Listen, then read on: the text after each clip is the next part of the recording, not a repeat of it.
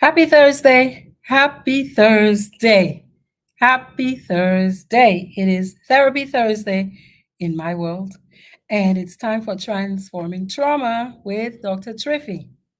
Okay, y'all, I came on, I did a little Facebook Live to get you all warmed up because I want you to participate. Get on your couch, sit down.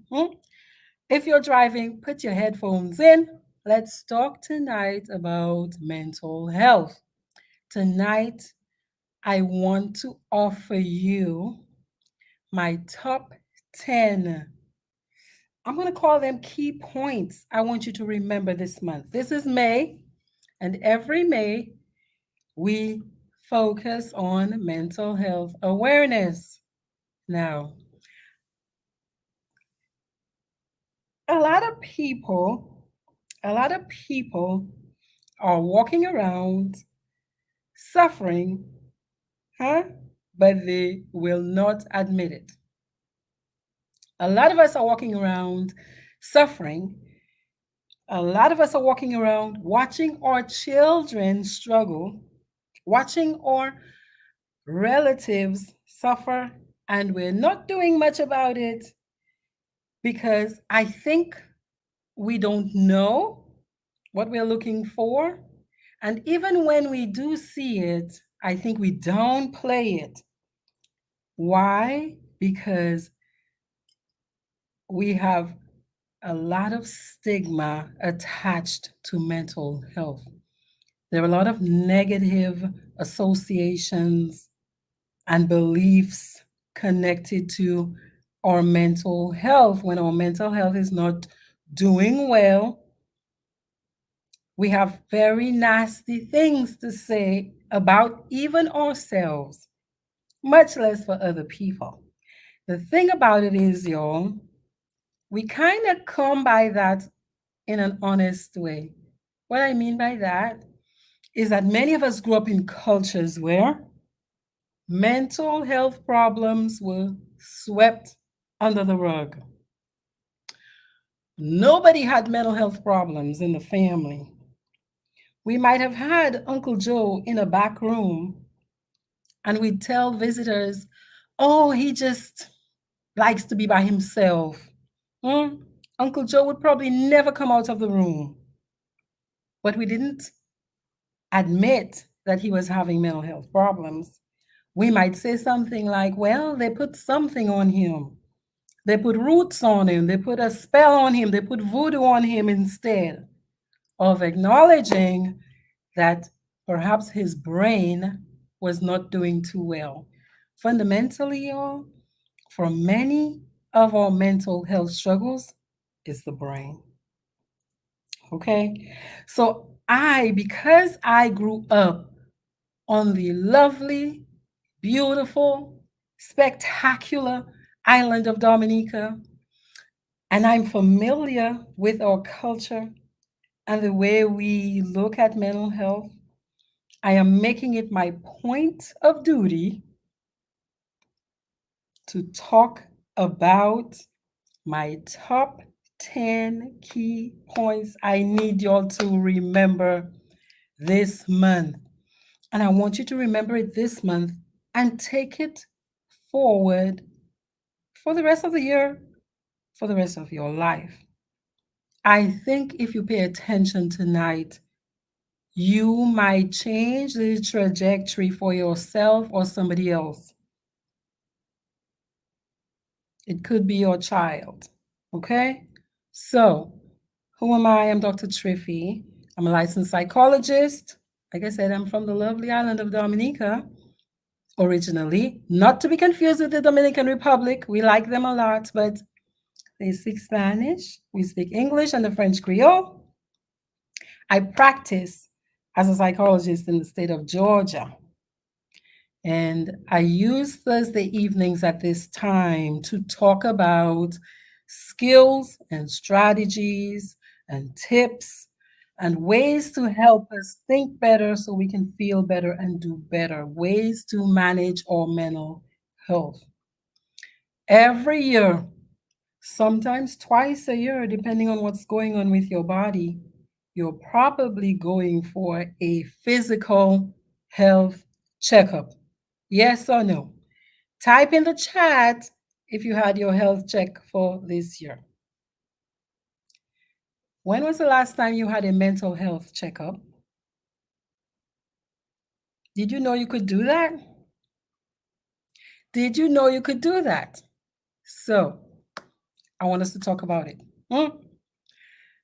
I'm very happy you're joining me tonight. I'm asking that you share tonight's live when you come upon it. Everybody who participates, please share it. You might be saving at least one life. Like I said, May is a month set aside to reflect on our mental well being. I look at it as an opportunity to reinforce what I've been sharing with you every Thursday and sometimes during the week. I'm encouraging you to support yourself first, hmm? To support yourself first and to support other people. So, are you ready for my top 10 essential things I want you to remember during this Mental Health Awareness Month? Remember, the theme is Break the Stigma. If you agree with that theme, type it in the chat. Break the stigma surrounding mental health. My first point is mental health is everybody's business. Everybody's business. I think it's crucial to acknowledge that mental health is not assigned to the person that you see in the psychiatric unit only, because mental health concerns everybody. Why? You are alive. You are a human being. You are alive. You have very little control over many of the circumstances that come at you in life. As in, you could be sitting at the stop sign and somebody could hit you in the back. Yeah, yeah. You could be walking up some stairs and you could fall, hurt yourself. You're in the hospital for weeks. You lose your ability to work. You're in pain every day. Your mental health could become impacted like that because you are alive. Therefore, mental health issues concern all of us, whether directly or indirectly. Somebody you know is experiencing some mental health challenge.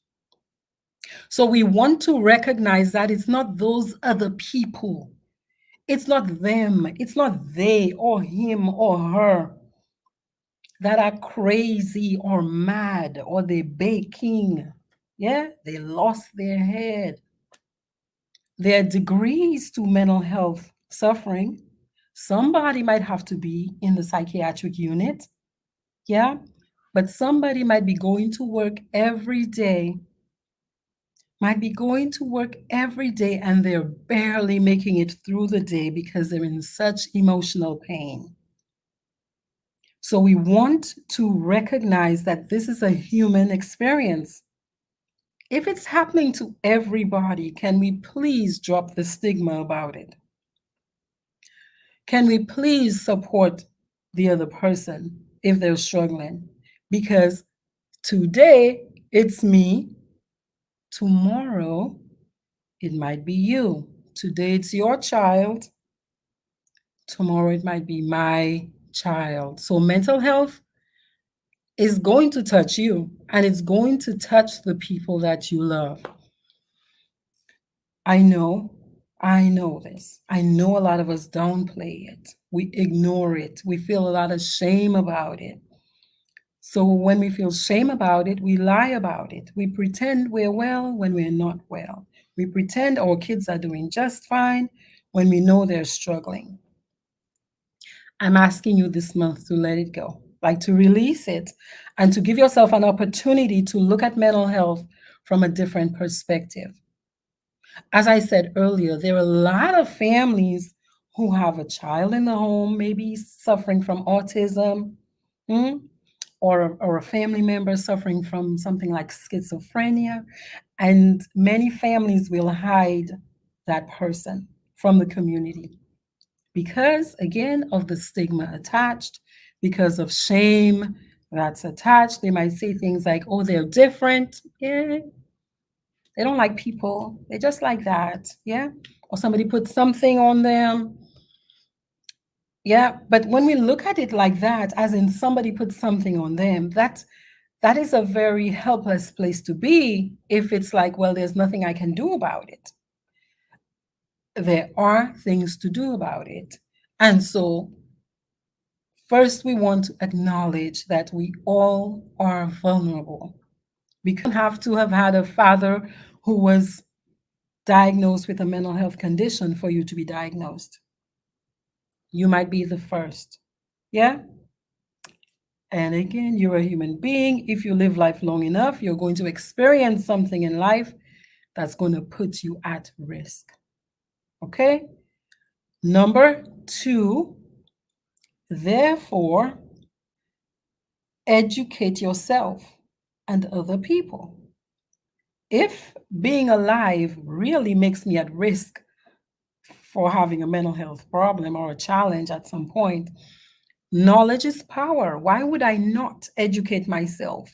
Why would I not learn what to look for so I can see it if it shows up? Yeah. So, educating yourself and other people, your kids, the people around you, is going to help to break the stigma. It's also going to help dispel the myths. So, what's an example of a myth? Type it in the chat if you have one. What's a myth, say, about Black people? I'm Black, so I talk about Black people. Yeah, charity begins at home. What's a myth about Black people and mental health? I'll tell you one, that Black people do not commit suicide. We pray, we have faith, so we don't believe in suicide. Well, I have a feeling you know of at least one person, yeah, who committed suicide, who was Black. So that blows that theory right there. Yeah, that blows that theory right there. Another myth is you can pray your problems away. We can pray it away. And if you have enough faith, yes, that depression will go away. Well, it might not. That depression might need therapy and it might need medication. Yeah. Some people might say, oh, and I'm talking to my Dominica people and my Caribbean people, oh, their great grandfather did something horrible. Yeah. And that's why this great grandchild is paying for the sins of that great grandfather. Y'all, that's a myth. Okay? That's a myth. See, when we look at it like that, then we can shame people or we can cast them aside because they brought it on themselves. Yeah, they brought it on themselves, therefore let them deal with it. It kind of absolves us. But does it help the community? If one among us is suffering with no hope, do we not all, on some level, feel that pain? Yeah. So this month, I want you to take the opportunity to learn and to share what you know. Share the little bit that you know. One of my biggest reasons for doing this Thursday podcast is to raise awareness about mental health. And I'm trying to do it in a way that's non threatening. I'm trying my best not to use big words and big research this and research that. I'm trying to break the information down and communicate it in a way that hopefully you can receive it and you can use it and you can do something about it. Because I want you to be able to identify at least some of the common symptoms. Yeah, some of the common symptoms of the primary disorders that many people will experience at some point in their lives. Okay. And I have so many videos.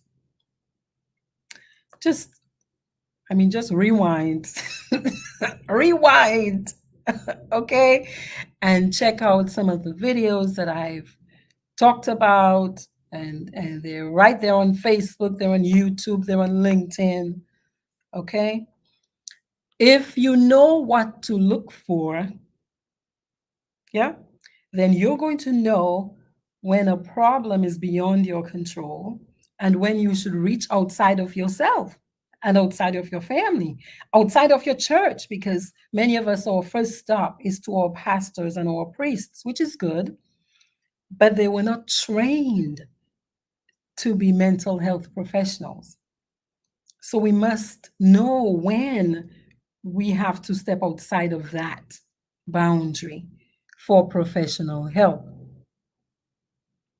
Okay. Now, number three. Number three is, I think it's a basic understanding that we live in community. Except if you go up in the heights, in the mountains, and you're living alone, and every month you come down to the store to get your supplies and you go back up there. Yeah. We live in community. Yeah. We have families. We're part of a family. So it's not just you alone living in the house very often. Yeah. We have to learn, number three, to listen, and to offer support. Now, listening is something a lot of us have trouble doing. Listening without judging what we're hearing is even more challenging for a lot of us. Yeah. But it's one of the most powerful things you can do. If somebody is having a hard time, how are you going to get that if you're not going to listen? And if you think, well, oh, they're crazy or they're exaggerating or they're making it up, which are all judgment responses, you might miss an opportunity to help your child. You might miss an opportunity to help your spouse. If somebody trusts you enough to share their struggles, to share their pain, and again, culturally, it's challenging for a lot of people to talk about when they're suffering. So if somebody goes beyond that cultural barrier and even shares that with you, if that person is close enough to you, yeah, if you call them a friend, offer them your attention and your support. Because sometimes all people need in our communities, in our family group, in our church group, in our village group, in our city group, in our school, is just somebody to listen. Just somebody to listen. Now, I know it's hard to listen because listening is actually a skill that mental health professionals must learn. We are taught how to listen because it is a skill. Why? Because most of us, when we're listening to as if to say something back. Yeah, as opposed to just taking it in. A lot of us are listening to respond because either we think that we should respond to keep the conversation going, or sometimes some of us we feel uncomfortable with quiet. Yeah, we feel uncomfortable as if, oh my God, maybe I need to be doing something, saying something. Some of us, we are very quick to share our story too when somebody is pouring out their pain. I'm going to ask you to pay attention if you do this. Like, pay attention to yourself. If when you're listening to other people tell a painful story, you use that as a chance for you to share with them the horrible thing that happened to you last year that you're already over while they're in a present moment of suffering. You understand what I'm saying? There's some people who, as soon as you start telling them you're having a hard time, they're going to start telling you, well, this bad happened to them, and this bad happened to them, and this bad happened to them. What I'm saying is to that person, just hold that for a while because very often you've already dealt with that. But the person who's unburdening themselves to you, they're in pain now. They're in pain and they're overwhelmed now. So they just need you to listen. Yeah. They just need you to listen. So a skill you might go learn about You can go on YouTube, you can Google it, is active listening or reflective listening, where essentially all you might do is relay back to the person what you think you heard them saying. Yeah? So they're telling you their story and they're very sad about it, or they're confused, or they're anxious about it. You might just reflect back. So what you're saying is you're having a hard time because your child is staying out late. Yeah? And you're not sure what to tell them or what to do with them. Yeah? As opposed to, girl, my child to be last year, I had to get on them, da, da, da, da, you know. You just made that about yourself. So the skill is to reflect back to the person. To sometimes we have to actually even calm ourselves down to be able to respond to people, in that way, to be able to listen well. Yeah? Just receive it and see if what you heard is what they were trying to convey. Yeah? And perhaps maybe you might say something like, wow, if I was in your position, I would feel very sad or very angry. How are you feeling about it? Yeah? How are you feeling about it? Yeah? Or that sounds like it might have been very hard for you. Is there something I can do to support you? Is there something I can do to support you? Because then maybe that might open the door for them to tell you, well, you have kids too. What did you do? Your kids are grown now. What did you do? And now you get the opportunity to share your story. But really, the interaction was about them trying to unburden themselves. So the skill is active listening. Okay. Number 4, ignorance is bliss, but another proverb says, ignorance is no excuse of the law. So, not knowing something doesn't forgive, like life doesn't have pity on us just because we don't know. So, number 4 is to learn how to recognize the signs of mental distress in yourself, in your family. Yeah, the people that you love. They teach us things like, if somebody's having a stroke, listen for signs like, is their face, what do you call it, feeling numb or whatever. Yeah, you want to learn what to look for some very common mental health challenges. Yeah. So here are 4 groups of very common mental health problems. Many of us struggle in those areas, is what I mean to say. Anxiety disorders, depressive disorders, psychotic disorders. Psychotic disorders are problems where somebody's telling you that they're seeing something, they're hearing a certain thing, they're hearing people talking about them. Yeah, people are doing things to them, but you're not seeing the physical, realistic evidence of it. Yeah, or you might hear them just talking to themselves, or you see them and they're just laughing to themselves, and you ask them what's going on. Very often they won't tell you. Sometimes if you probe, they might say something like, oh, I'm hearing such and such, so so and so is talking to me. There are some people who actually hear people telling them to do bad things, yeah, to hurt themselves, to hurt other people. Okay. And another category is substance use disorders. Everybody likes to drink. Uh, is there an age limit? Like if you're in the Caribbean, is there an age limit to drink? I mean, people drink for their first communion. Mm. But some people can drink too much. And the way they drink might cause them trouble with their family. Their family might get mad at them. They might get some kind of physical ailment as a result. Yeah. It might interfere with their work. It might interfere in their relationships. They might smoke. Cannabis is another thing that's very, uh, I'm going to say it's acceptable. Yeah, there is some, but not uh, a lot of negative feeling towards cannabis. But there's some people who cannabis triggers psychosis, the same hearing voices, paranoia, seeing things.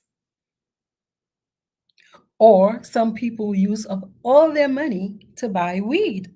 Now, if you're using up all your money to buy weed, do you not see how that person won't be able to pay their bills, or their spouse is getting upset with them because they need money and they're using it to, so it might cause relational problems. Or they might get a ticket and they've got to pay a legal fine, or they got to go on probation or something like that. So when the substance use is negatively impacting the person's life, that's a problem. That's a problem. They don't have to be, like we call them, paro on the street to have a substance use disorder, because the way it might be negatively impacting them is it might be causing friction in their marriage. So with these categories of disorders, they are very common. But as with any illness, as with any challenge, the earlier we intervene, the more significant difference we can accomplish, right? We can make a change that is significant. Number 5, charity begins at home.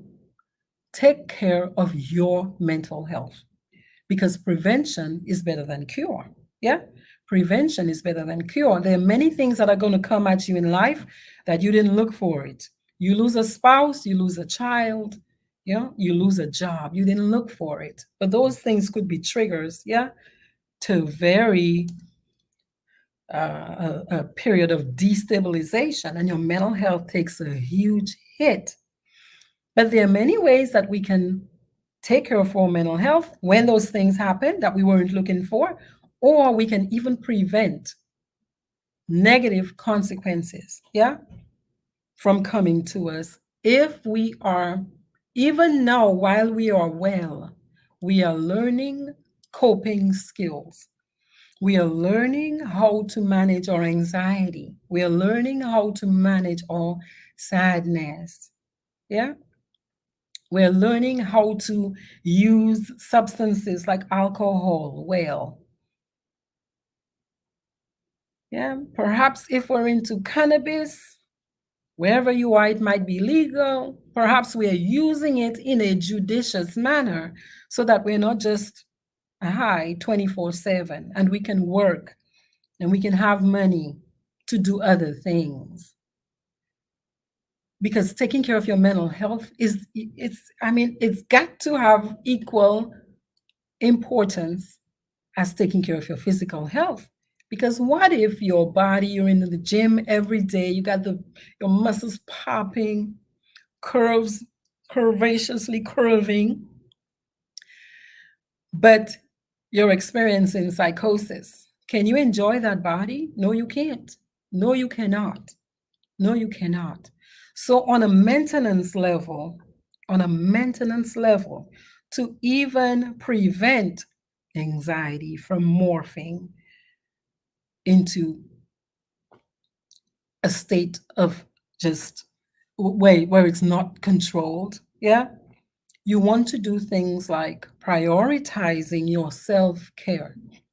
You hear that word a lot, self-care. You have to figure out what feels like self-care for you. Self-care might be 5 hours of alone time on the weekend, but self-care might be 5 hours with your kids or your puppies on the weekend too. Yeah. Prioritize self-care. Learn how to restore your own body.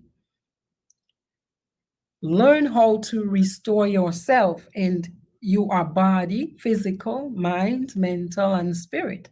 So it cannot just be spiritual restoration. It's got to be mental and it's got to be physical too. So incorporate exercise into your life. You don't have to be in the gym every day, but you could be making some time 10 minutes every morning to stretch before you leave to go to work. Because if you do a little bit of yoga in the morning, your anxiety level is going to drop. So you can start the day kind of, you're in a plus versus a minus. Okay. Sleep is important. You need enough sleep, you need enough water. Your body, if you treat your body well, your mind is going to be feeling good about that. Okay. On a regular basis, practice healthy coping. Um, on a mental level, I'm going to say learn how to manage your stress because life, it just naturally has stressful events built into it. So you have to learn how to manage it. You have to learn what your body feels like when it's had too much stress. Yeah, when it's had too much stress coming at it, too much stuff pushing you, too much stuff pulling at you. You have to learn what to do to get back into equilibrium.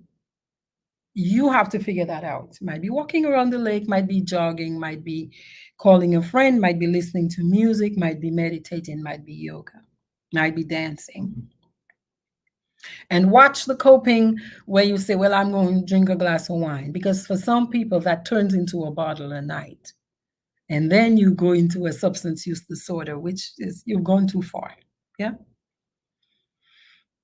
You might need to talk to a therapist. If you had a traumatic event, a painful event, an event in your life that you're still trying to come to terms with as an adult, you need a therapist.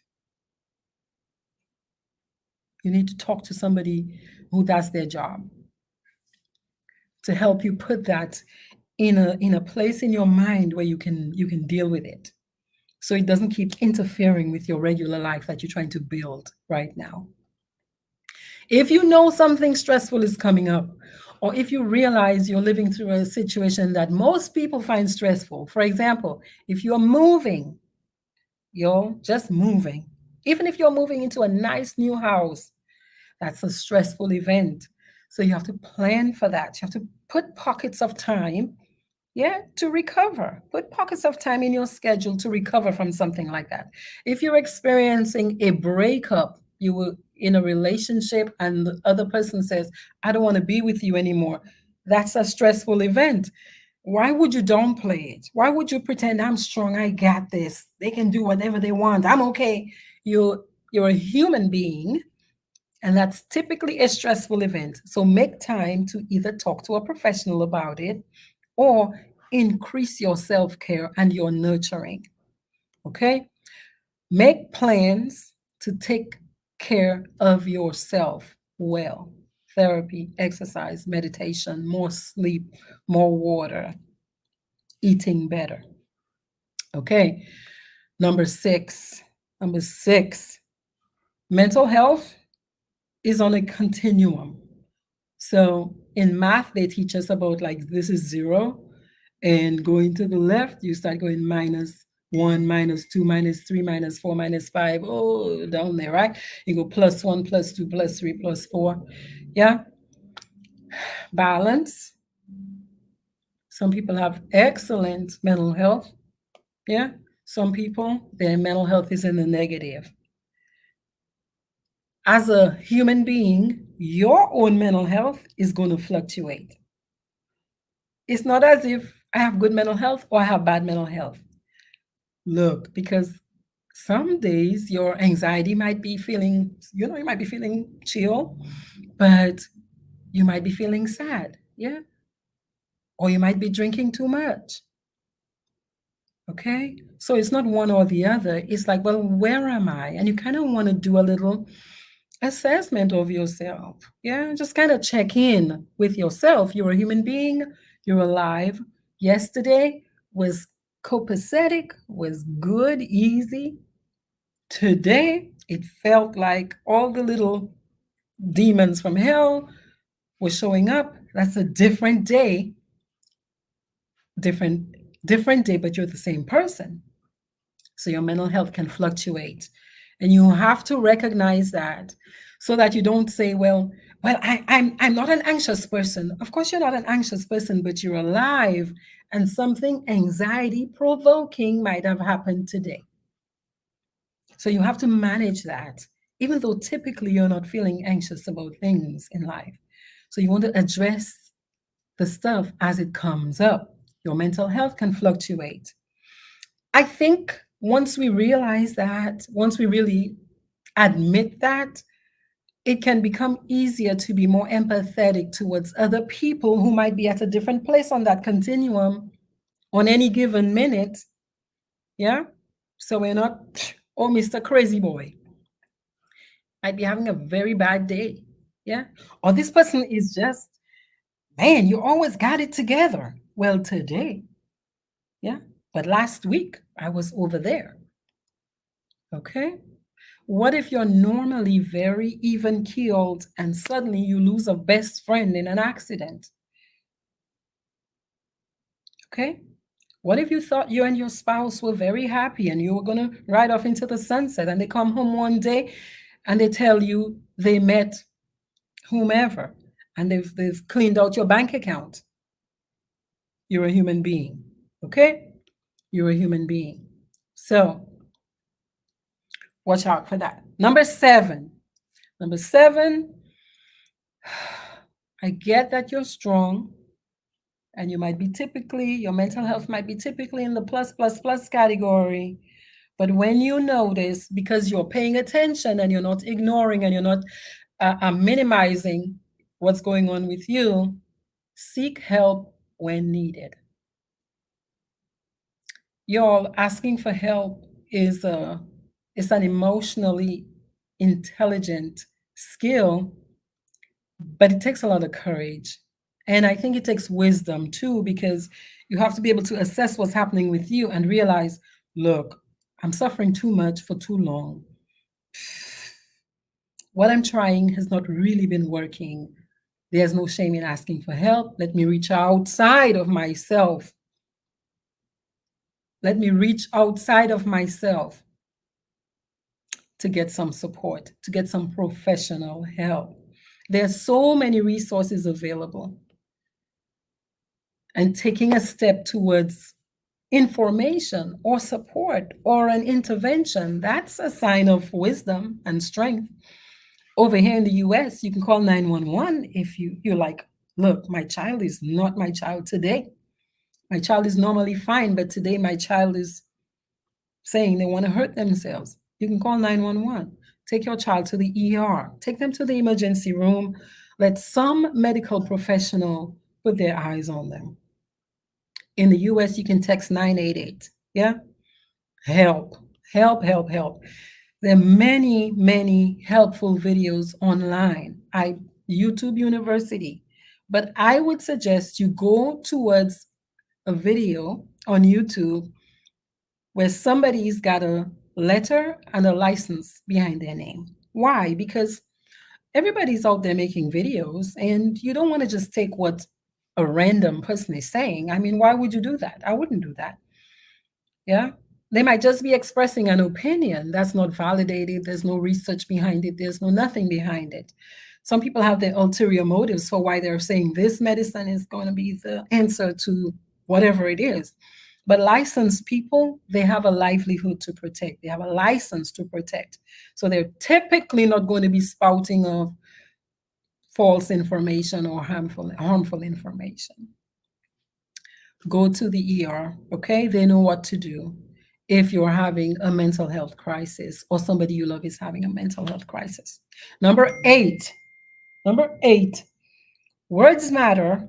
So be mindful of your language when you're talking about mental health. Because y'all, if we're changing culture, if we're changing the way we look at something that's so important, but we know has gotten a lot of negative, like names and da da da da da. Look, we want to be on our P's and Q's. So and so is not crazy. So and so is having a bad day, or they're experiencing ABC symptoms. That's it.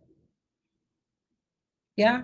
So break the stigma in the way that you're talking about your mental health and other people's mental health. Try your best. Try your best. I know it's hard. I mean, sometimes I say it too. Sometimes I'll say stuff like, that's crazy, or that person's crazy. I mean, because you grow up using a certain kind of language, but you have every opportunity after the words have left your mouth to restate it, because as you keep restating it, you're re-educating your brain, okay, towards a new default that is not stigmatizing, that is understanding, that is actually smart, because it is what it is. You're alive. And so some days you might be more anxious than others or sadder than others. Okay? Try your best. I think one thing that you might do in line with this is to plan to do an annual mental health checkup.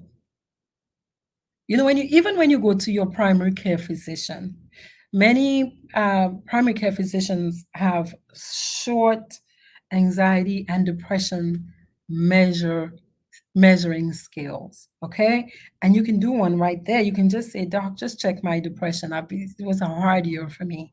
You have anything that can help me? Hmm? See if I'm suffering from depression. I don't know. I've just been feeling out of sorts. Oh, my anxiety's been a little high." They might be able to do a quick screening and refer you to a specialist. Okay? Some MDs, like your PCP, might actually be able to prescribe a mild antidepressant, anti anxiety medication right there in the office, even though they might tell you, well, you've got to follow up with a specialist. Okay? Number 9, I'm saying mental health does not discriminate. So, y'all, let's look at it like that. Is based on everything I've said so far, mental health challenges, they're going to come because you are alive. So let's be more inclusive about it. Let's try not to put these barriers between, well, I'm fine and they're crazy. Yeah? It does not discriminate. It doesn't care how old you are, your race, your gender, your how much money you have. It doesn't care. Yeah, because somewhere do out there, yeah. Today I'm suffering, but tomorrow you might be suffering. Therefore, why don't we just treat people with respect, with love, with support? Yeah. Okay. Like I said, all those people who used to say Black people do not commit suicide, they've got to change their language now, because it's not true. It is so not true. Yeah. And it used to be such a problem that many families they wouldn't speak out loud how their loved one died, because they were afraid that the community would talk bad about them or talk bad about their loved one who had suicided, who had passed due to suicide. Okay? Most people in the free world uh, do not say they're suicidal if they're not suicidal. Yeah, so if that ever leaves the mouth of somebody you love, or if you find yourself thinking about that, look, you just need somebody else's eyes on you, okay? Somebody who knows what they're doing. And you can just take yourself to an ER, or you can call 911. I said that like that. Like I said, most people in the free world, and they're not going to say they're suicidal if they actually aren't. I'm saying that because now that I work at the prison, there are many people who will say they're suicidal if they want, say, extra food, or they just want to come out of their cells. There are few people out in the community who will threaten suicide to try to control other people's behavior, but that's not very common. Okay? So if that's happening, you want to take people at their word. I mean, what are you going to lose if really they didn't want to hurt themselves and they said it and you did something anyway? Some of us might say something, oh, they're fooling me, they're just exaggerating, whatever. But really, how much did you lose or would you lose if you took them at face value? Okay? Better safe than sorry. My final uh, tip is to advocate for change. I'm on Facebook a lot, talking a lot, because I believe it's the citizens' responsibility to ask for what they need, to ask for what they want.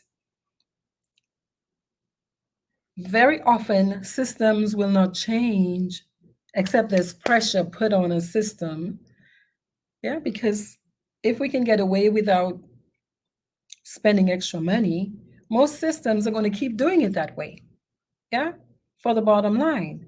But as the community, your responsibility is to advocate for change. That's number 10. That's the last one.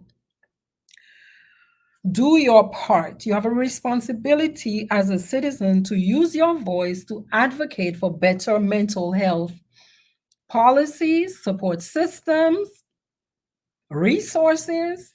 Yeah. It cannot be that your biggest barrier to mental health is the fact that there's none. So if there's none, as a citizen, you have to educate the people you hire to take care of these things to create that for you. Change, more often than not, comes from action. And y'all, there are advocacy groups everywhere that's what they do. Hmm? So you can create a different and a hopefully better outcome for the community. The community is me tomorrow. The community is you or your child tomorrow. And you want the resources to be there and available in the event that this happens. So ask your local authorities, not just once, you've got to keep asking them to provide better access to mental health care on a community based level. Yeah. Over here, there are advocates for people who don't make as much money, who cannot buy private insurance to get better mental health care. Yeah. And there are some states who do it well. There are some states who don't do it very well. There are some states who, because of their politics, they will not increase the amount of funding for lower income families because of their whatevers, whatever their ideologies are. But that doesn't mean that people stop advocating. Okay? If you're on a small island, those who can afford will have insurance. Yeah. Or they might have the money to pay out of pocket or to even hire airplanes to go overseas to get the mental health care that they need. But you, the regular person, your responsibility and your right is to advocate for that. Yeah. If you live in Dominica, I would suggest you advocate for at least one mental health counselor in the hospital. In the hospital. Start there. Start there. Start there. Okay? And you have to be willing to keep talking about it. Why? Because it is there. It's a problem because you're alive.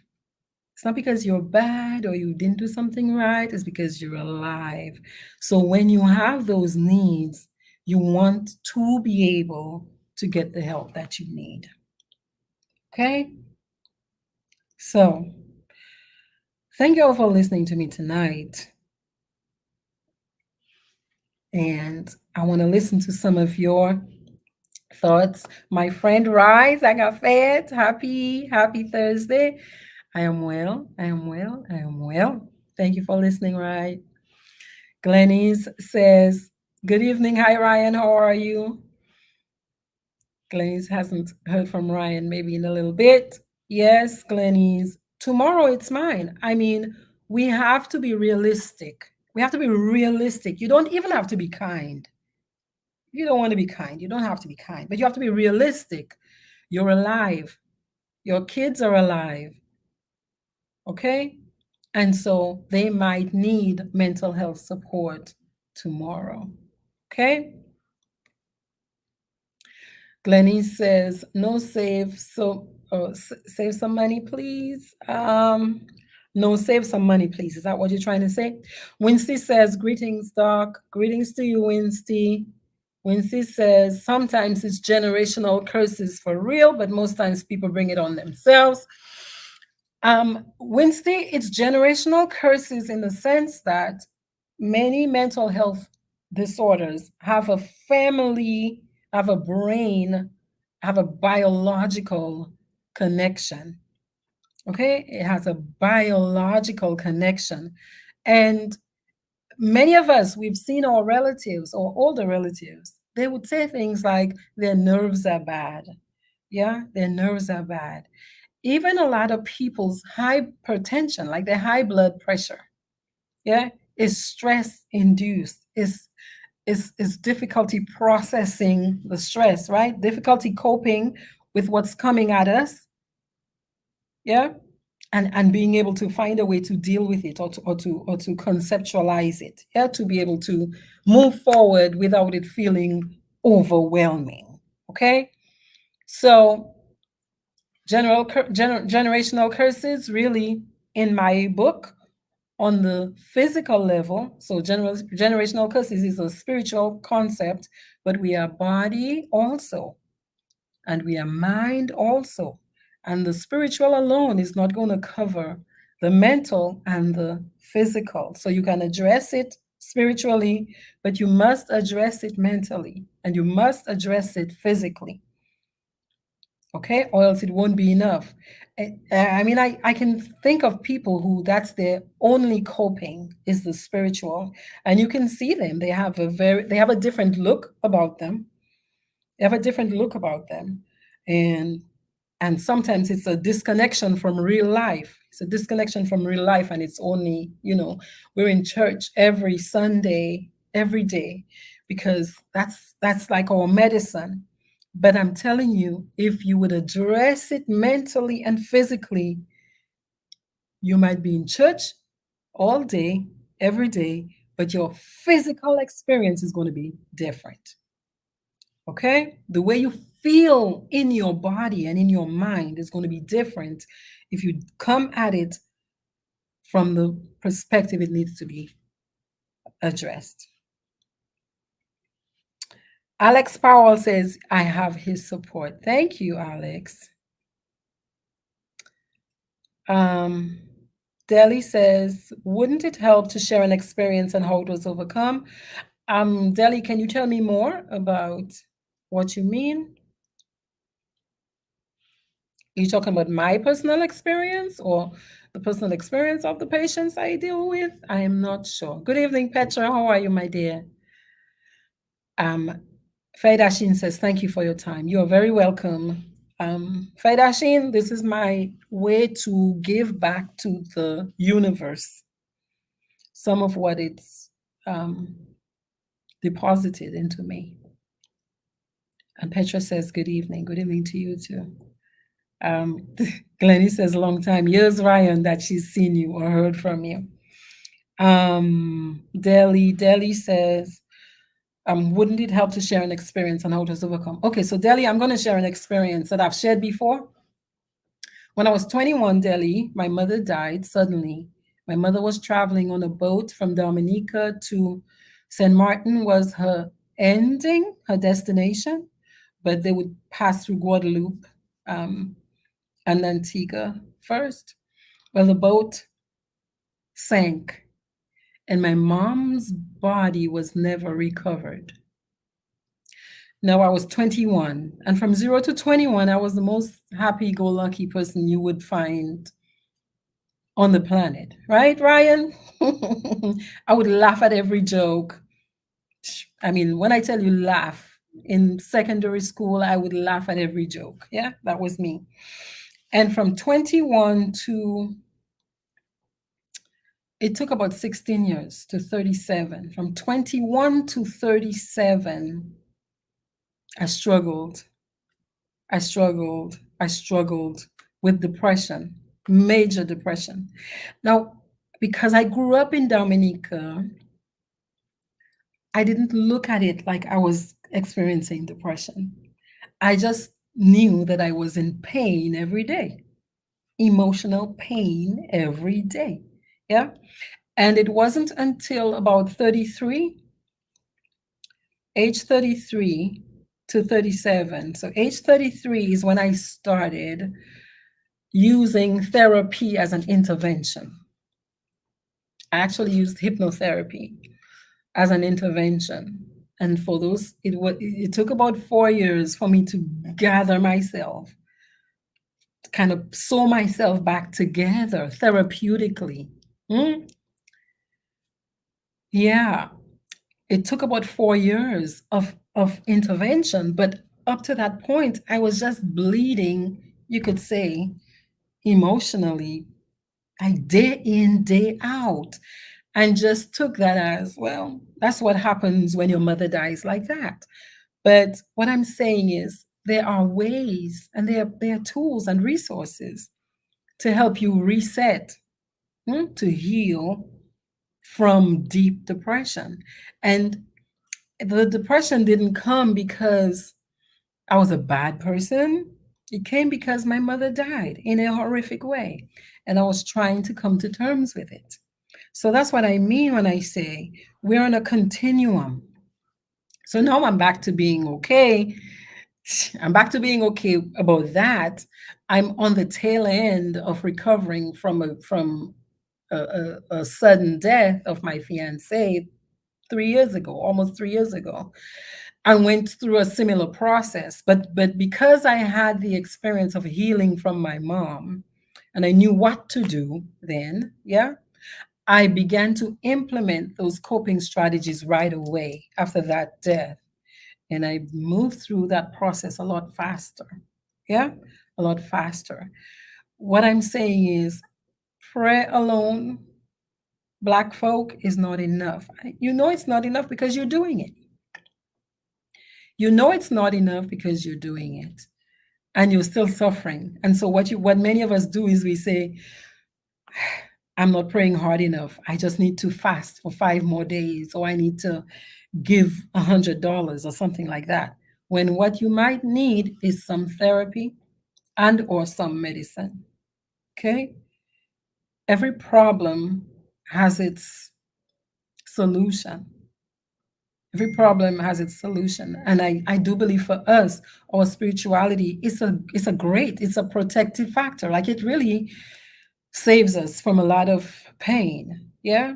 Like we use it to cope, but it's like it doesn't catch everything. And it cannot catch everything because we are body, we are mind, and we are spirit. So if you're giving it the spiritual medicine, it's not hitting the mental and the body. So you have to come at your problems from those aspects and those perspectives as well. Okay?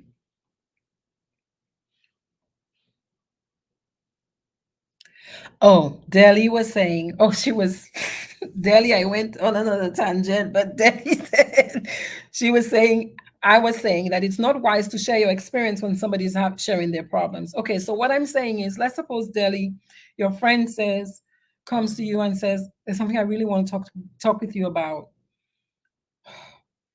My child is not listening to me. They're just, she's just staying out all night. I don't know what to do. I'm so confused. Oh my God, my heart is hurting me. What you want to try to do with your friend before you start telling your friend, oh, that happened to me too last year. Because if you do that to your friend, what happens is your friend has to stop pouring out her pain and talking about her pain and now start to listen to you about everything that happened to you and your child last year. It's also insensitive because perhaps you've already solved your problem with your child last year, but your friend is in deep pain. And what your friend needs most is to know that you are there. Think of it like a basin, a container. Yeah? So you're just containing the 5 minutes that your friend is pouring out their heart. Just contain it, just hold it for them. Yeah, just hold it for them. And you might say something like, man, sounds like you're having a really hard time. What? I didn't know you were suffering like that. Is there something I can do to support you? Yeah, instead of starting to tell them about your own problem, because we are human beings. It doesn't feel good when people do that at all, because like we block the other person and they're just there with like the hot potato on their heart because we went the other way, talking about now our own problems, although they came to us talking about their problems. So we want to listen. We want to listen. Okay? Yeah. Um, so yes, y'all. My top 10 uh, key points I want you to remember this May and for the rest of your lives, because again, we are human beings. We are human beings. Mental health is everybody's business because you're alive. Okay? Everybody's business because you're alive. Number two, educate yourself and the people around you, especially your kids, right? People close to you. If you yourself, if you're experiencing anxiety or something, or depression, or you're struggling with the way you're using alcohol, share that with the people around you. Yeah. So maybe they might be able to support you. Okay. Educate yourself on what is going on with you and what you can do about it. Listen to people around you and offer them support without judgment, without saying, long time I tell you that going to happen to you. It's your fault. I don't tell you that. I tell, look, you see, look at that. That is listening with judgment. That is so painful when we do this to other people. Just listen again and ask them, so what you're saying is, what? You serious? Wow, I'm sorry. Stuff like that kind of tone versus, no, you start telling them, since she's small, I tell you, you must control her, you must do this, you must do that. Is you that not listening? That's why. It's like you're beating the person who is in pain already. Yeah. Number four, recognize the signs. So you want to know, and I gave you four big categories that you want to look out for because they were a part of many mental health challenges, right? Anxiety disorders, depressive disorders, psychotic disorders, and substance use disorders. The psychotic disorders is things like schizophrenia, um, when you hear people talking to themselves, when they're telling you they're hearing things, and you're like, I'm not hearing that. Or you see them doing things that they look different, very weird, right? Very bizarre, out of the ordinary. Or they're paranoid. They think people don't like them, people are out to get them. And they're sometimes it's very hard for us as family to not want to believe the people we love. We think we know them, we love them. But if there's no evidence for what your person is telling you, you might have a problem. Okay. So you need to talk to a professional to see if they're seeing that too. Okay. Take care of your own mental health, like day to day. Day to day, if you find something is too stressful, ease up, pull back, don't do as much. You understand? If something is quote unquote stressing you out a lot, try to minimize your interaction with that. It could be a person, animal, place, or thing. It could be a person that you find that they, when you're around them, your heart beats faster. You're walking on eggshells. You might want to ease up, decrease your contact with that person or that experience. Mental health is a continuum. You're not, I have bad mental health or you have good mental health. Some days you're good, some days you're not good. And even with one experience, like say anxiety, yeah, you might not be an anxious person, but today you had a situation that made you feel very anxious. Yeah. And you might need some support to take care of that. For example, if say you get physically or assaulted or otherwise, yeah, you're not normally on high alert, on high, feeling paranoid, feeling hypervigilant. But based on that one event that happened yesterday or 2 weeks ago, you're feeling like that. Okay. So it's on a continuum and you have to look at it that way. Doesn't mean you're bad. It just means something bad is happening around you or to you. Number seven, you have to look for help. Seek help. Seek help when you need it. There's no shame in asking for help. Go to the hospital. What's your language? Change how you're talking about mental health. Let's together break the stigma, because I can almost guarantee you every family has at least one person who's struggling with something. Every person. Why? Because we are human beings. And all of us at some point, we're going to be going through those things. Okay? Promote inclusivity. That means don't discriminate against people just because today they're having a hard time with their mental health. Okay? Today it's me, tomorrow it is you. And number 10, which is the big deal, advocate for change. Don't just wait for other people to do it. Don't just wait for other people to do it. Oh, so and so will talk on my behalf. No, speak up for yourself. You have a right as a citizen in any community to have proper mental health services. Y'all, come on. So speak up for yourself and for your families. You deserve proper health care. It's your health care. Okay? All right. That's all I got for you all tonight. As we move through May, I want to keep talking about mental health and focusing on those principles, because we have got to make a change in our community in the way we're looking at mental health and the way we're dealing with mental health. Because if we would be willing to admit it sooner, we'd be able to apply the intervention earlier. That would mean we would suffer less and our kids would suffer less.